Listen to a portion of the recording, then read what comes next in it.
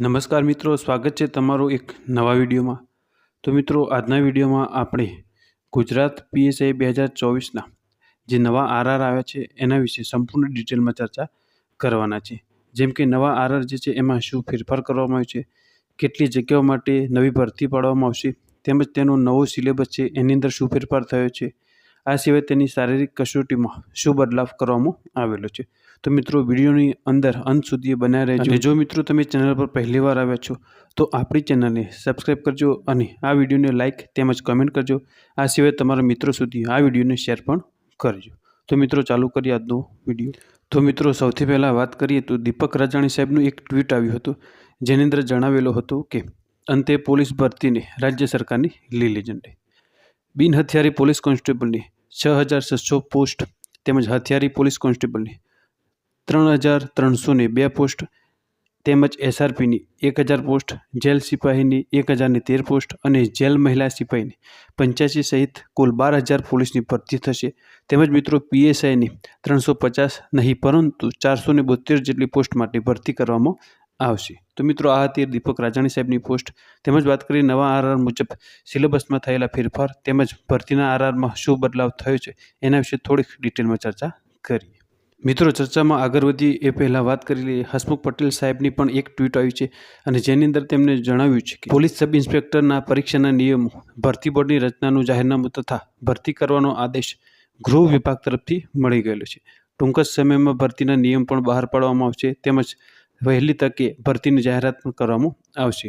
તો મિત્રો, ભરતીની જાહેરાત જે છે એ બુધવાર સુધીમાં કરવામાં આવશે એવું લક્ષ્ય રાખવામાં આવેલ છે. તો મિત્રો, નવા આરઆરની વિગતે ચર્ચા કરીએ તો સબ ઇન્સ્પેક્ટર સંવર્ગોની પરીક્ષા પહેલાં એક શારીરિક કસોટી, બીજી પ્રિલિમ પરીક્ષા અને ત્રીજી મુખ્ય પરીક્ષા એમ 3 તબક્કાઓમાં લેવામાં આવતી હતી.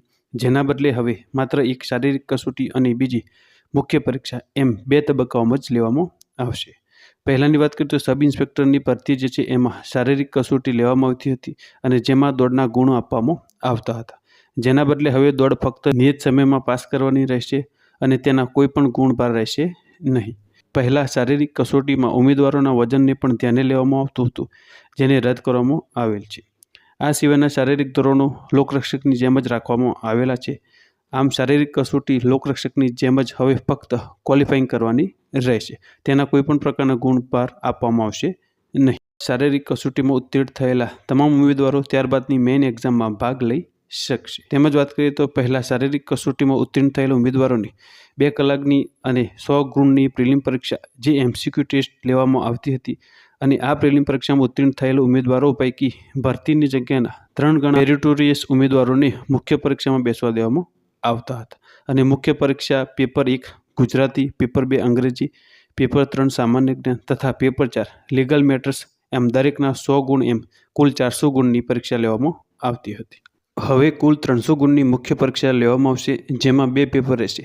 પેપર 1માં જનરલ સ્ટડીઝ જે MCQ બેઝ હશે અને જેનો સમય 3 કલાકનો તેમજ 200 માર્ક્સનું પેપર રહેશે.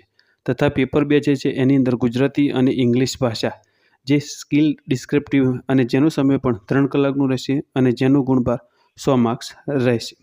તેમજ મિત્રો, વાત કરીએ તો પેપર 1 જે છે એમાં પાર્ટ એમાં 100 ગુણ અને પાર્ટ બીમાં 100 ગુણ એમ 2 ભાગમાં રહેશે અને દરેક ભાગમાં પાસ થવા માટે ઓછામાં ઓછા 40% ગુણ ફરજિયાત લાવવાના રહેશે. આ સિવાય વાત કરીએ પેપર 2ની તો એમાં પણ પાર્ટ એમાં 70 ગુણ અને પાર્ટ બીમાં 30 ગુણ એમ 2 ભાગમાં રહેશે અને આ પેપર 2માં પાસ થવા માટે ઓછામાં ઓછા 40% ગુણ ફરજિયાત લાવવાના રહેશે. પેપર 1ના દરેક ભાગમાં ઓછામાં ઓછા 40% ગુણ મેળવનાર ઉમેદવારનું જ પેપર 2 જે છે એ ચકાસવામાં આવશે. જૂના પરીક્ષાના નિયમોના વિષયો પૈકી psychology, sociology, IPC, CRPC, evidence act, Gujarat police act, Gujarat prohibition act, prevention of corruption act, prevention of atrocity act, motor vehicle act જેવા વિષયો જે છે એને રદ કરવામાં આવે છે અને જેના બદલે નીચે મુજબના વિષયો રાખવામાં આવેલા છે. તો મિત્રો, વાત કરીએ સિલેબસની તો જેમાં 50 માર્ક્સનું રીઝનિંગ એન્ડ ડેટા ઇન્ટરપ્રિટેશન રહેશે અને ત્યારબાદ બીજું 50 માર્ક્સ ક્વોન્ટિટેટિવ એપ્ટિટ્યૂડ. આમ કરીને કુલ પેપર 1 જે છે એનો પાર્ટ A જે 100 માર્ક્સનું રહેશે. તેમજ મિત્રો, પાર્ટ બીની અંદર constitution of Bharat and public administration 25 માર્ક્સનું. આ સિવાય હિસ્ટ્રી, જિયોગ્રાફી, કલ્ચર અને હેરિટેજ એ પણ 25 માર્ક્સનું. તેમજ કરંટ અફેર્સ અને જનરલ નોલેજ એ પણ 25 માર્ક્સનું. આ સિવાય એન્વાયરમેન્ટ અને સાયન્સ એન્ડ ટેકનોલોજી તેમજ ઇકોનોમી જે છે એ પણ 25 માર્ક્સનું. એમ પાર્ટ બી પણ 100 માર્ક્સનું રહેશે. આમ મિત્રો કુલ 200 માર્ક્સનું પેપર લેવામાં આવશે. મિત્રો આ હતી માહિતી ગુજરાત પીએસઆઈ ભરતી 2024માં જે નવા આરઆરઆઈ છે એની અંદર થયેલા ફેરફાર વિશેની. આજનો વિડીયો તમને કેવો લાગ્યો કમેન્ટ કરીને જરૂરથી જણાવજો. તેમજ મિત્રો વિડીયો પસંદ આવ્યો છે તો વિડીયોને લાઇક કરજો અને તમારા મિત્રો સુધી શેર પણ કરજો. સાથે જ આપણી યુટ્યુબ ચેનલને આવી નવી જ અપડેટ મેળવવા માટે સબસ્ક્રાઈબ કરવાનું પણ ના ભૂલતા. તો મિત્રો ફરી મળીશું નવા વિડીયો.